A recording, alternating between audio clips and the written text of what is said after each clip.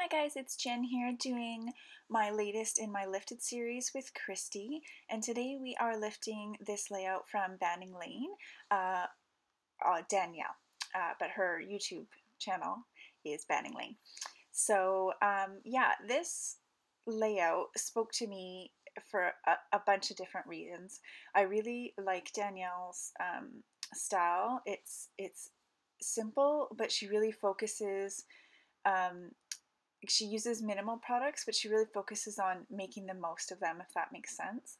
I like how she mixes patterns and how she uses her embellishments to the max, I guess would be the best way of putting this.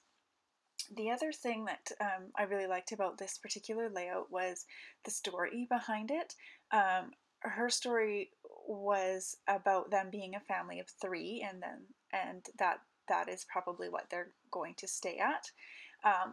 And mine is similar, but mine is a family of four, and for very different reasons.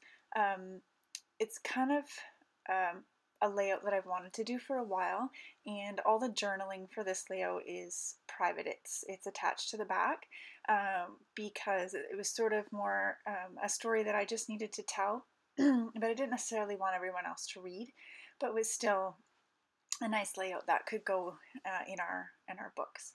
So this photo is actually from 2009. I wanted to go back and find a photo that I hadn't scrapped before, and of when my kids were a bit younger, more around the age that we decided that we were going to be having just two kids and not more like we had originally thought we were going to, or maybe I should say more like what I had originally thought we were going to do. My husband was more of the opinion of let's start with one and see how that goes. And he never really wanted to have more than two. But yeah, that's okay. He was also willing to just go with the flow. So that's what we did. And thank goodness that we did. So anyways, here you can see I'm going through my pattern papers. I quite liked the color scheme on Danielle's layout as well. And so I went through, bits that were left over from my July kit, and then I pulled that heart paper out of my stash.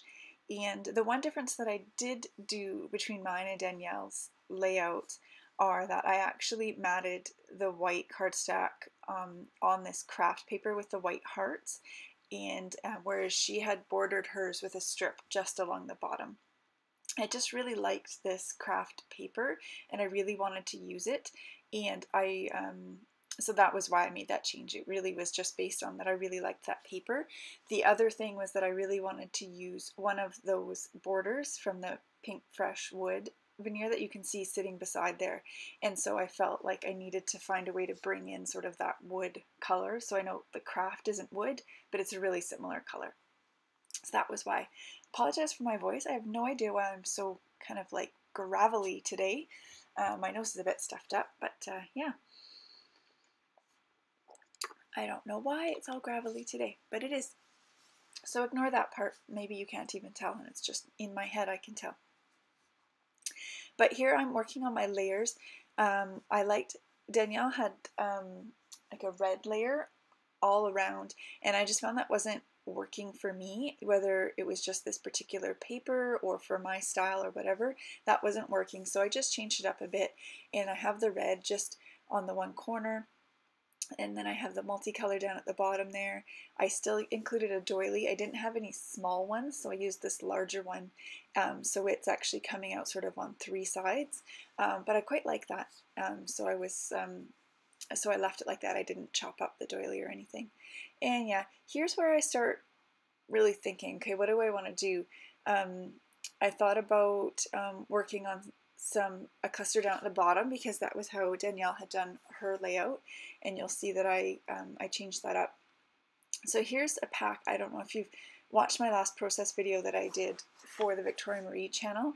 I was talking about a pack of labels that I got. They're from Fancy Pants. And it's called Office Suite, and there's just a ton of like different sized and shaped labels in there, which is awesome, both for scrapbook layouts and for Project Life. So here I turned the camera off and I went away because I really wanted to use the ghost letters from Heidi Swap, and I didn't have all the letters that I needed. And so I went away and I looked. I even contemplated driving to Michael's to see if they might still have them. And then I decided instead to go through my stash, and I found these wood grain thickers in this kind of fun font, and that helped pull the wood grain in as well, and so I decided to go with that. And here I'm just fiddling around with my ruler, just trying to get that centered a bit, and then I'm actually going to pull that up because the 4 is just too close to the bottom. With the Y and the F, I couldn't move the thickers any closer together, so I needed to be able to move them up. And here, unfortunately, I stuck this L down before I really finished fiddling. I would have liked to have moved it just a little bit more, but once you put that Scotch quick dry, it's not moving. So my L was very firmly in place, and so everything else had to move with the L. So that's okay though, it worked out fine. So here's where I switch it up, and I decide to grab 2 of these cute little hearts from that pink fresh wood veneer, and I put them on the other side of my of. And so that was how I switched up the embellishments, so I don't end up putting a cluster down at the bottom. I don't know what I'm doing. Oh, I'm cleaning up. Sorry, I should have edited that out. So I stopped the camera, and what I did is, that's my journaling on the back there. I just cut a little tab with that punch you can see off to the right, and I just made a little pocket on the back. And here I wanted to put the date on here. Oh, and the other thing I just spotted, I moved that wood veneer border over to the right of the photo instead of the left. So I did the journaling, I moved the border, and I had just gone to my color shine and figured out what color I wanted to use. And then here's where, yeah, you're gonna see me at my best here. I stamp this, and it's too high up, so I turn the label around and I stamp it, and I totally muck it up. So then I have to go find another label because the other one was mucked, like completely mucked up. It was gonna sit too far up, and then it was like the stamping, I wrecked it. And so yeah, so I'm pulling another one. A lot of these ones in here are print and cuts that I've found for free and at various websites, or when I was subscribing to Scraptastic. So I just have them all in that iris insert tray.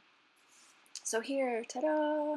I found one. I actually stamped it properly. I'm going to shop that label around a little bit. It's going to end up right back where it started, but you know, it's what we do, shop it around.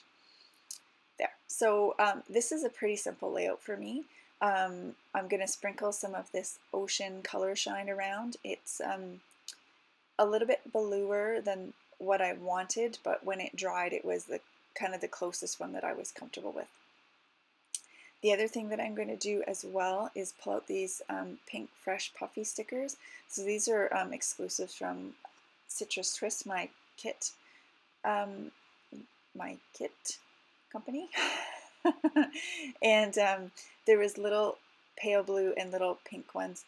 So I have them like this, but after I turn the camera off, I'm actually going to move them a little bit, so you'll be able to see that in the close-up.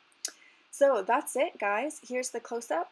I hope you enjoy. Please go check out Christy's version of this as well. Bye!